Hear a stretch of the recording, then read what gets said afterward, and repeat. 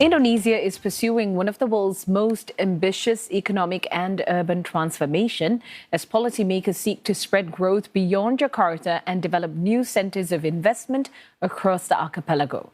And for more, let's go over to Grace Shin at the World City Summit here in Singapore. Thanks, Ella. For decades, Jakarta has been the center of Indonesia's economic growth, attracting the lion's share of investment, jobs, and even population growth.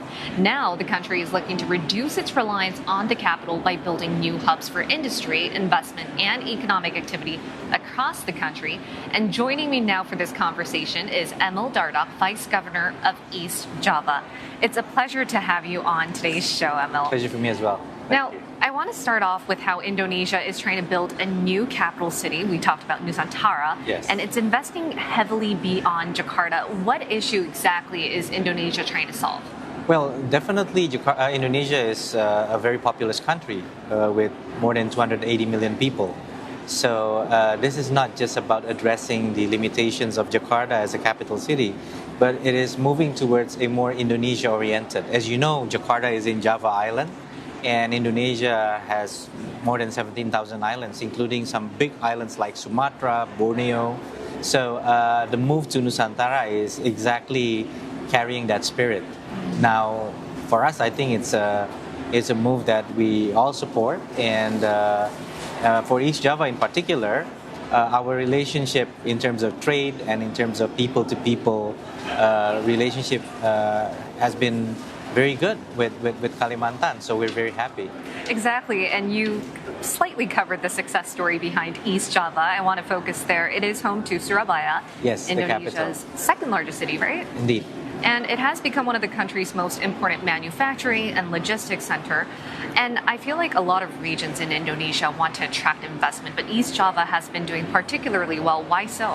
Well, I think, again, it still goes back to the fact that being a large country, East Java itself has 42 million people.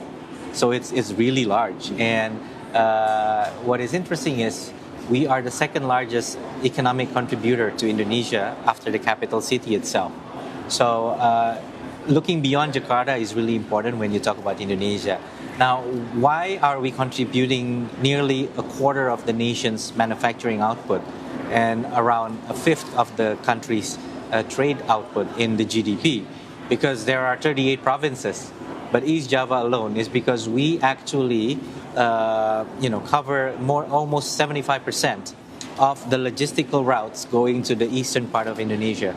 So that's almost 19 provinces in the eastern part of Indonesia, and they are all well connected with Surabaya and with East Java as a whole.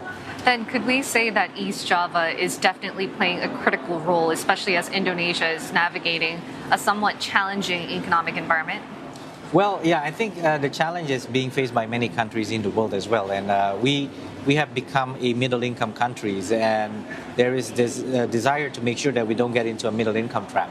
So we want to move from what was previously a resource-oriented economy into a knowledge-based economy. And to do that, of course, we need to make sure that we develop growth centers that allow and catalyze these new economic sectors such as creative economy, digital economy, high technology manufacturing. And that is precisely what East Java is trying to position itself. East Java is now inviting investments in many advanced, sophisticated industries that rely not only on cheap labors or natural resources, but really on adequate infrastructure, a good agglomeration, economic agglomeration, and the supply chain reliability. Supply chain reliability. Can we also touch upon how East Java is preparing or already doing so with the advancement of AI? Well, AI indeed is a very big buzzword nowadays, but as a matter of fact, it is being applied. Although I think we all talk about the Industrial Revolution 4.0, which is about how internet and automation brings in. So AI is really a catalyst for what was already foreseen as you talk about computing and automation, I think AI improves that a lot of, many steps further. So it's going along with the movement that many industries are currently doing. Machine vision, for example, is helping industries to be more precise in actually doing a lot of their production line setup. So is East Java adapting to that? Yes. To what extent, it still remains mystery, because I think it remains, it's not yet in a very uniform pattern. Some companies have begun adapting, some not. Do I think AI is going to be a booster, or actually we're going to be disadvantaged? I'm more of an optimist, because I think we are already naturally an industrial hub.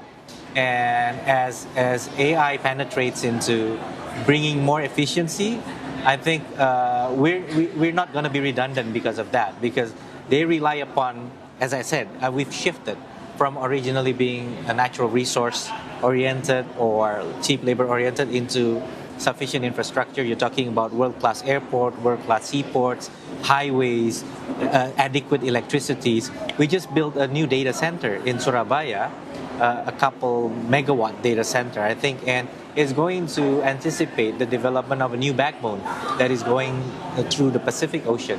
And that are just some. And King's College London, one of the top universities in the world, has established a master's degree in digital economy and digital future in one of our special economic zone, not in Surabaya, in Malang, which is even a greater victory, because that means that growth has actually dispersed also to other areas other than Surabaya. Right. I have so many more questions, but due to time, this will be my final one to you. Now, I understand that Indonesia has learned from decades of experience now that congestion is definitely a problem. And East Java, as you said, with the AI projects, it's still trying to be very lucrative, right? But then with frequent climate challenges that Indonesia as a whole faces, how do provinces or how do districts within Indonesia face all of that?